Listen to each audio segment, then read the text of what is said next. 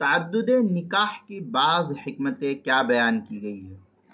चुनांचे हज़रतुल उस्ताज़ हज़रत मौलाना मुफ्ती सईद अहमद साहब पालनपुरी रहमतुल्लाह अलैह शेखुल साबिक शेखुल हदीस व सदरुल मुदर्रिसीन दारुल उलूम देवबंद अपनी मायानाज किताब रहमतुल्लाहिल वासिया जो हज़रत शाह वलीउल्लाह मुहद्दिस देहलवी रहमतुल्लाह अलैह की मशहूर ज़माने किताब हुज्जतुल्लाहिल बालिगा की है, उसकी शरह में लिखते हुए फरमाते हज़रत के मसालिह मुक्तज़ी यहाँ पर यह है कि एक से ज़्यादा निकाह करने की इजाज़त दी जाए। उसकी चंद हिकमतें हज़रत रहमतुल्लाह अलैह नकल करते हैं। पहली हिकमत ये कि मोमिन के नज़दीक सबसे ज़्यादा अहमियत तक़वा और परहेज़गारी है। तक़वा और परहेज़गारी है। और अल्लाह ताला ने बाज़ मर्दों को क़वियो शहवत बनाया है, बाज़ मर्दों को बहुत ज़्यादा ख्वाहिशात वाला बनाया है। ऐसे लोगों के लिए एक बीवी काफ़ी नहीं हो सकती है। औरतों को बहुत से आज़ार पेश आते हैं, बसा औक़ात औरतों को बहुत से उज़्र पेश आते हैं। मसलन उनको महीने का आना या बच्चा हमल ठहर गया तो बच्चे की पैदाइश के बाद, विलादत के बाद फिर उसको निफास का आना या बीमारी का होना और बहुत से आज़ार पेश आते रहते हैं। अब वो हर वक्त इस काबिल नहीं होती कि शौहर उनसे हम बिस्तर हो सके। मसलन हैज़ है तो अब हैज़ में किस तरीके से हम बिस्तरी करेगा। उनको माहवारी आती रहती है और हमल के ज़माने में जनीन की हिफाजत के लिए उनको मर्दों से इख्तिलात कम करना पड़ता है। इसलिए अगर एक से ज़्यादा बीवियों की इजाज़त नहीं दी जाएगी तो तक़वा का दामन मर्द के हाथ से छूट जाएगा और फिर वो इस तरीके से अपनी जिनसी तस्कीन को एक बीवी के साथ पूरी नहीं कर सकता है। इसलिए तक़वा और परहेज़गारी उससे जब छूटेगी तो फिर बुराई के अंदर लग जाएगा। तो अल्लाह ताला ने यहाँ एक हिकमत ये बयान की है कि उसकी परहेज़गारी और तक़वा की बिना पर अल्लाह ताला ने दूसरी बीवी की इजाज़त दी है। दूसरी हिकमत, निकाह का सबसे अहम मकसद अफ़ज़ाइश नस्ल की बढ़ोतरी, औलाद का होना। और मर्द बैक वक्त मुतअद्दिद बीवियों से औलाद हासिल कर सकता है। लिहाजा ताद्दुद अज़वाज से मकसद निकाह की तकमील कामिल तौर पर हो जाती है। चनांचे कदीम ज़माने में लोगों के पास 30-40 बच्चे होते थे और आज के दौर में 2 है, 1 है, किसी को वो भी नहीं है। तो किस तरीके से मसला पूरा होगा, औलाद किस तरीके से उसको होगी। इसलिए यहाँ ताद्दुद अज़वाज के हुक्म को बयान किया है। तीसरी हिकमत इसके अंदर ये बयान की है कि मुतअद्दिद औरतें करना मर्दों के लिए आदत और उसकी खसलत है और कभी मर्द उसके ज़रिए एक दूसरे पर फ़ख्र भी करता है और जायज़ मबाहात मसलन शान व शौकत की इजाज़त भी है, जैसे मुतअद्दिद मकानात, सवारियाँ, लिबास का रखना। और इसी तरीके से ताद्दुद अज़वाज भी एक फितरी तकाज़े की तकमील है। जैसे इंसान कहता है कि मेरे पास इतने फ्लैट है, इतनी बिल्डिंगें हैं, इतने मकानात है, इतनी सवारियाँ हैं, ऐसे यहाँ भी मेरे पास तो 4 बीवियाँ हैं। तो ये भी उसके लिए शान व शौकत का सबब साबित होता है। ये बहस जो है हज़रत मुफ्ती सईद साहब पालनपुरी रहमतुल्लाह अलैह ने रहमतुल्लाहिल वासिया शरह हुज्जतुल्लाहिल बालिगा की 5वीं जिल्द सफ़ा 98 और 99 पर हज़रत रहमतुल्लाह अलैह ने नकल किया है। और हज़रत हकीमुल उम्मत मौलाना अशरफ अली थानवी नव्वरल्लाहु मरक़दहु ने इसकी कई एक वजूहात बयान की है ताद्दुद अज़वाज के सिलसिले में। हज़रत थानवी रहमतुल्लाह अलैह फरमाते हैं कि तक़वा, ये बात बिल्कुल जाहिर है कि मुतअद्दिद बीवियों वाला शख्स दीगर लोगों के मुकाबले में तक़वा और गज़्ज़े बसर पर ज़्यादा काबू पाता है। गज़्ज़े बसर यानी आँख को नीचे रखना, अपनी निगाह की हिफाजत करना, ये उसके लिए बहुत मुमकिन है। दूसरे के हिफ्ज़ुल क़ुवा यानी औरतें के मुकाबले में मर्दों की क़ुव्वतें देर तक महफूज रहती है। हिफ्ज़ुल क़ुवा जिसको कहते हैं, उसकी ताकत का महफूज होना, जबकि औरतों पर बुढ़ापे के आसार जल्दी जाहिर होना शुरू हो जाते हैं। इस एतबार से अगर देखा जाए तो बाज़ हालात में मर्द के लिए दूसरी औरत से निकाह ऐसे ही ज़रूरी होता है जैसे पहला निकाह ज़रूरी हो जाता है। तो इस सूरत में उस वक्त औरतों से निकाह करना ये भी जो है इंसान के लिए एक ज़रूरी और तभी अम्र हो जाता है, जिसकी वजह से निकाह उसको करना ये ज़रूरी हो जाता है।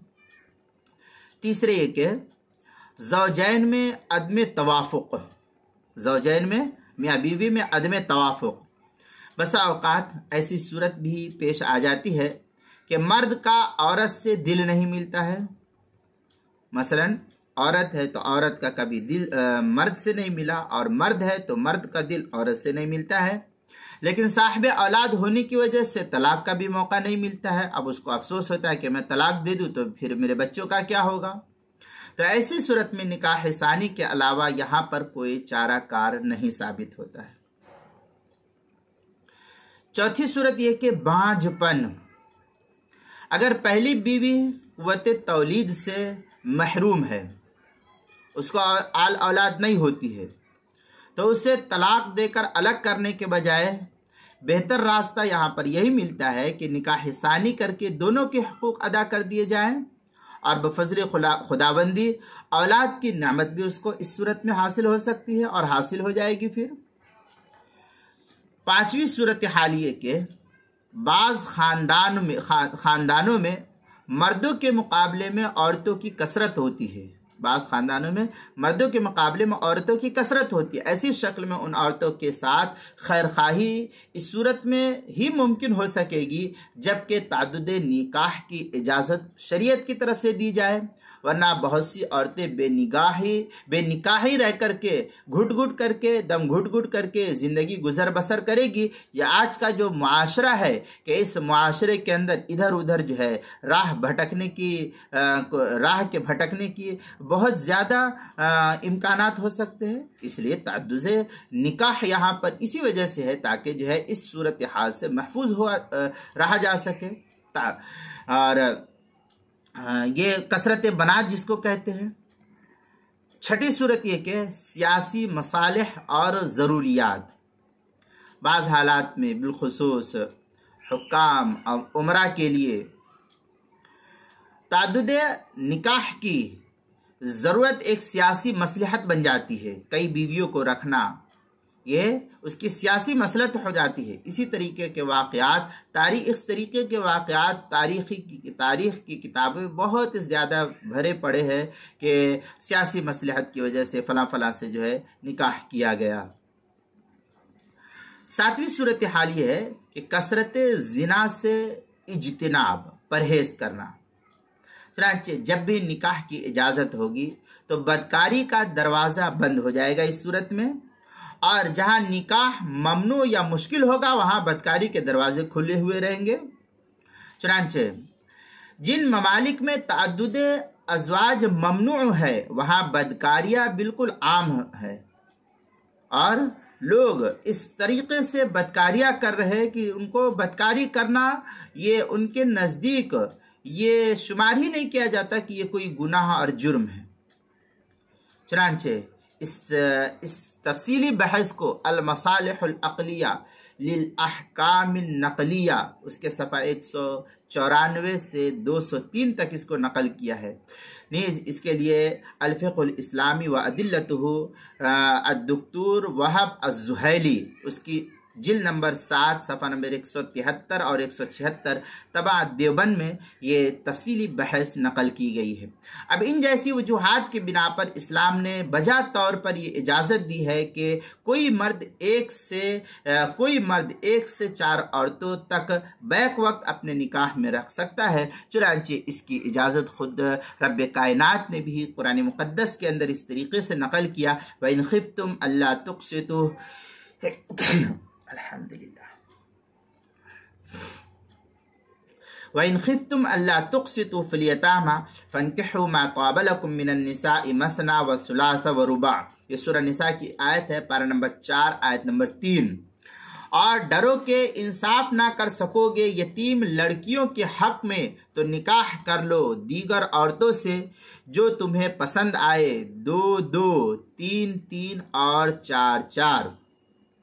लेकिन ये इजाज़त मुतलक नहीं दी है इंसानों को कि एकदम मुतलक इजाज़त दी है, बल्कि अदल इंसाफ की शर्त के साथ यहाँ मशरूत है कि तुम ये शर्त तुम्हारे साथ है। चुनांचे इसी आयत में फौरन अल्लाह ताला ने आगे फिर फरमाया, फ़इन खिफ्तुम अल्ला तादिलु फवाहिदतन औ मा मलकत ऐमानुकुम ज़ालिका अदना अल्ला तऊलु। ये भी सूरह निसा की आयत है, पारा नंबर 4 आयत नंबर 3।